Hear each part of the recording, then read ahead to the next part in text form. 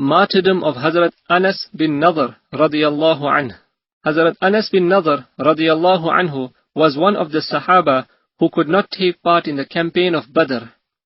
He very much regretted to have missed the honor of participating in the first and the most illustrious battle for Islam. He longed for a chance wherein he could make amends for Badr. He did not have to wait for long. The Battle of Uhud came about in the following year. He joined the army with the most determined zeal.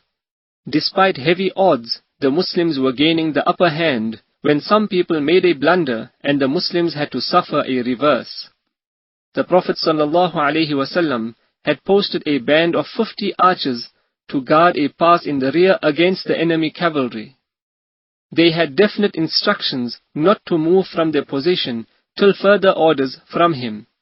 But when they saw the Muslims gaining victory and the enemy in full flight, they left their position in the belief that the battle was over and it was time to join in the pursuit and get on to the booty. The leader of the band tried his utmost to check them by reminding them of the Prophet ﷺ's command and solicited them to stay on, but no more than 10 persons would listen to him, arguing that the orders given by the Prophet ﷺ were only for the duration of the actual fight. The enemy cavalry then noticed the unguarded pass in the rear, made a flank movement, forced a passage through it, and fell right on the rear of the Muslims who were preoccupied with the booty.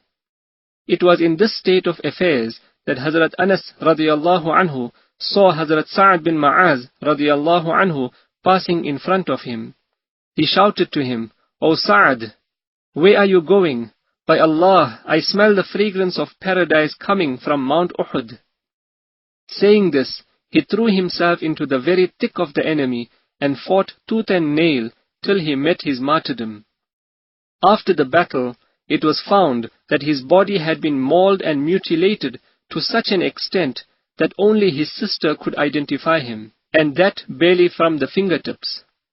No less than 80 wounds of arrows and swords were counted on his body. Those who strive in the path of Allah with sincerity and devotion taste the pleasures of paradise even in this world, and so did Anas radiyallahu anhu smell the fragrance of paradise.